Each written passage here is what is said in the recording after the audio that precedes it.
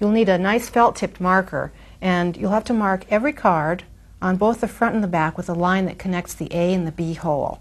So go ahead and mark all the cards, front and back, and then arrange them in exactly the same order. Now we're ready to make the continuous warp.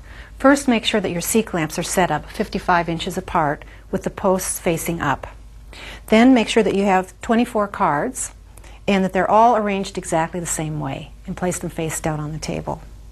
Now you have the warp yarns in the potato salad containers, and they're lined up on the floor. I'm going to put this one down to join the rest of them.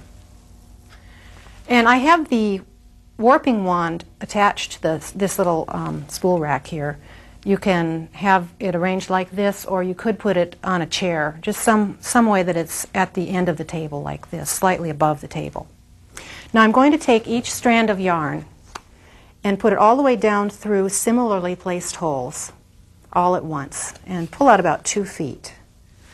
Now we'll do that with each one. Sometimes if you're using a nubby yarn or a metallic, different types of yarns, you'll find that it's a little difficult to get them all into the holes easily. And if you find that you're having a problem, you can make yourself a little tool out of a paper clip. Just make a little threader, and that'll help you get the yarn down through the holes. Doesn't really matter which colors go in which holes. So now I'm putting the last one in, and once you have all of the 4 yarns, you're going to gather them together and put the short end in your left hand and make a slip knot with about a 4 or 5 inch tail.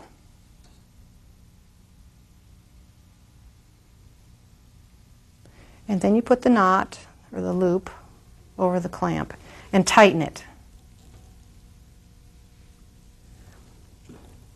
Now to make this warp, the only thing that your left hand is going to do is to just hold the cards, and you want to have a little bit of tension on the yarn right here. Your thumb is holding a little bit of the tension, and the cards are just in the palm of your hand like this. The work of wrapping the yarn around the clamps is all going to be done with your right hand. So the first thing, drop one card, leave it hanging in the tensioned warp. Walk over near this clamp, which I call the left-hand clamp. Then take your right hand and go around the clamp. The cards don't move at all. The yarn just goes around the clamp. Now you have to make a straight path coming from the clamp, a straight path of yarn back to the cards. So you can actually let go with your right hand. Come back to the center and let go enough so that you can pull one card off the bottom and slide it down and put it on this side. And then with your right hand, continue pulling that yarn around the other clamp. And now all you have to do is just repeat that action. Drop one, go around the clamp, make sure this is a nice straight line. Drop this card on this side, go around the clamp. So as you get a little more confident at that, you see you can speed up. And it doesn't really matter too much exactly how these cards are dropped. You'll notice they're not in any kind of perfect order. The important thing is that you drop one first on one side and then on the other side, because we'll be straightening the cards up and rearranging them later when we're making the different patterns.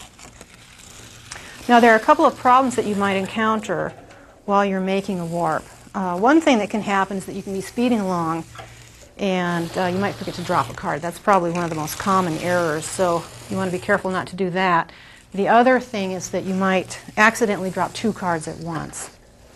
If you're careful, you won't have any problem with those.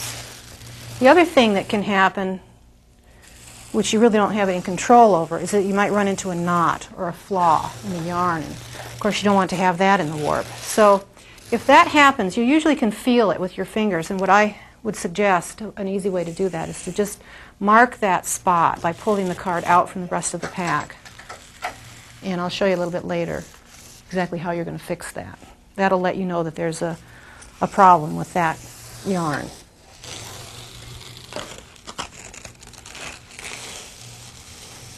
So go ahead and continue pulling all the cards around until they're all dropped. When you drop the last card, you're finished making the warp. So you want to come around this clamp and cut the yarn, oh, I'd say about 4 or 5 inches beyond the end of the clamp. Then this little tail that you made at the beginning, just pull that around, and then you can make a knot here. And the important thing when you're making this knot is to be sure that you're keeping the tension even. In fact, that's probably the most important thing about weaving, is to make sure that your tension is always even.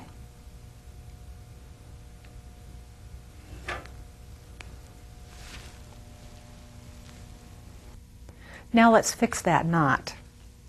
You know that there's a knot because you've left one of the cards out like this, and here's the knot that we want to replace this strand. So I've measured out a strand of yarn here to put in its place. The first thing that you want to do is to take this replacement strand and thread it in so that it's going in the same direction as the one that you're going to take out. So pull that a little bit past the clamp. Now you want to just cut out the strand that has the knot in it. So we'll cut that so that you have enough to tie, and then you'll just tie this so that the knot that you're tying now is going to be right at the end of the clamp. Then just pull the old one out, and then you want to cut this end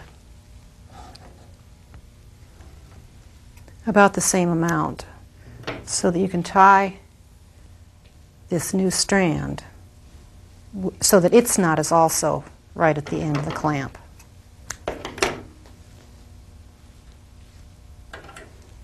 And again, the really important thing is to make sure that you're maintaining the proper tension when you tie this strand in. Try real hard to make sure that the tension is the same on this strand as the other ones. Now you can push this in with the rest of the cards, and we'll push all of them down toward the end.